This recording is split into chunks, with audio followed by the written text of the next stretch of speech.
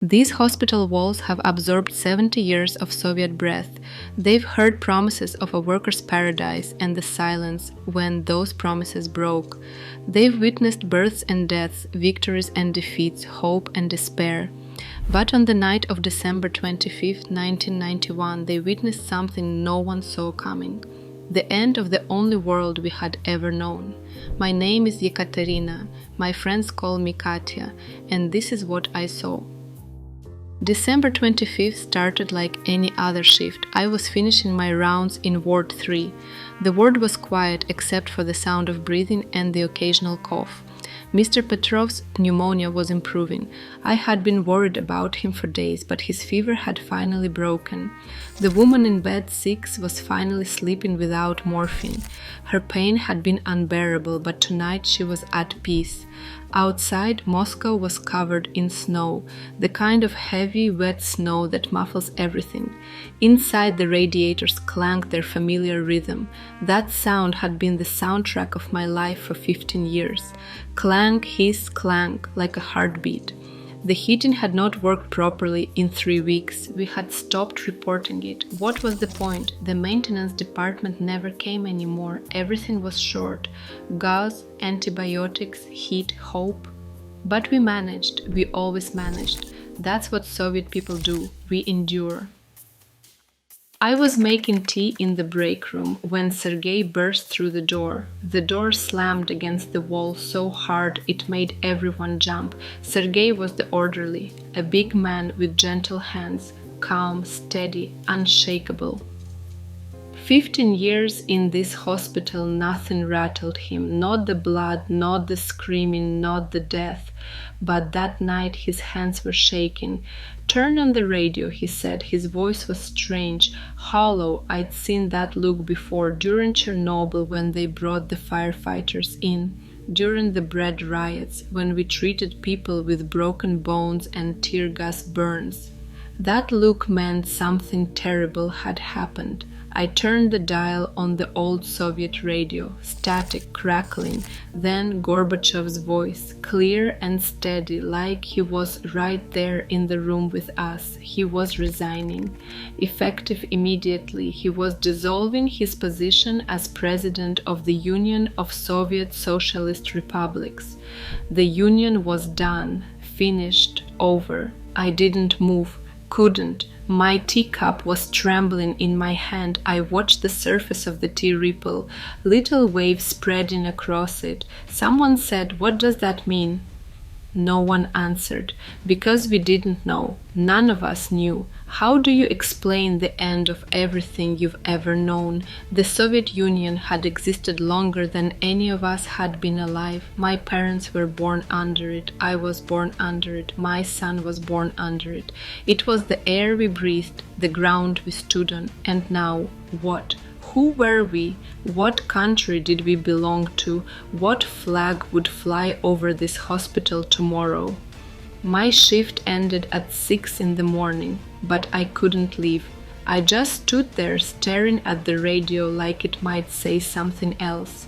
Like Gorbachev might come back on and say it was all a mistake. Where would I go? To what country? I didn't even know what to call the place I lived anymore. When I finally stepped outside, Moscow was quiet. Not peaceful quiet, wrong quiet. The kind of quiet that comes before a storm or after an explosion. Like the city itself was holding its breath, waiting to see what would happen next. The buses were still running. I watched one rumble past, half empty. The bread lines were still forming. I could see people standing outside the bakery 3 blocks away, stamping their feet against the cold. Everything looked the same, the buildings, the streets, the snow, but it wasn't. Something fundamental had changed and we could all feel it. I walked home slowly. My apartment was only 20 minutes away, but it felt like hours. Every step felt heavier than the last. I passed a woman crying on a bench, an old man sitting on the steps of a building just staring at nothing, a young couple arguing about whether they should leave. Leave where? I wanted to ask. There's nowhere to go. I went home. My son Dmitry was 13. He was sitting at the kitchen table eating breakfast. Kasha with a little butter, the way he liked it. The television was on, showing the news, but he was not watching it. He was just eating, lost in his own thoughts, the way teenagers are. He looked at me and said, "Mama, is school cancelled?" Like this was a snow day, like the country ending was the same as bad weather. I did not know what to tell him. I stood there in the doorway with my coat still on, trying to find words that made sense. So I said, "Finish your kasha." Because what else could I say? The country you were born in no longer exists. Everything we thought was permanent is gone. I do not know if my rubles will buy bread tomorrow. How do you tell your child that the future you planned for him has vanished overnight? I had 847 rubles in my purse, 2 months' salary. I had been saving it for Dmitri's winter coat. He was growing so fast nothing fit him anymore. By spring those rubles would be worthless, less than worthless, not even good enough to light a fire. The next few years were survival, just survival, nothing else. The hospital budget vanished overnight. One day we had supplies, the next day we had nothing. We worked without pay for months, 4 months, 5 months, 6 months. I lost count. We kept showing up because what else could we do? People were still sick, people were still dying. Patients brought their own bandages, their own sheets, their own medicine if they could find it. Families would stand guard over their loved ones. Terrified someone would steal the IV bag or the blanket. We became scavengers, traders, beggars. A doctor I worked with traded his watch for antibiotics. A nurse traded her wedding ring for gauze. Some nurses left. Good nurses, smart nurses, they became traders at the market selling cigarettes and chocolate from their coats. They became cleaners in the new banks and foreign offices. Anything that paid in dollars, real money, money that meant something. I did not blame them. They had children to feed too. I stayed, not because I was brave, not because I was loyal, but because I did not know what else to do. This hospital was all I knew, nursing was all I knew, and maybe somewhere deep down I still believed it mattered, that caring for people still mattered, even when nothing else did. The city changed around us. New stores opened with prices we could not afford. Foreign cars appeared on the streets. Some people got rich overnight. Most people grew poorer. The gap between them grew wider every day. We watched it happen from the hospital windows. We treated both kinds. The new rich came with their private doctors, who sometimes sent us the difficult cases. The new poor arrived with untreated diabetes and infected wounds. Dmitri grew up during those years. He was a child when the Union fell. He was a man by the time things stabilized. He learned to navigate the new world better than I ever could. He learned English, he learned computers, he learned how to be whoever he needed to be to survive. I was proud of him and sad for him. He never got to be just a boy. 33 years later, I'm still here. Same hospital, different country. The building looks the same, the corridors, the wards, even some of the equipment. But everything else has changed. We have supplies now, we have heat, we even have new machines that do things we could only dream of in 1991.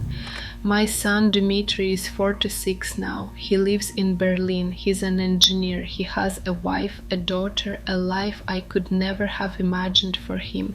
He sends money every month, euros, not rubles. He asks me to retire, to rest, to come live with him in Germany, where life is easier, where the heat works and the stores are full and nobody remembers the Soviet Union.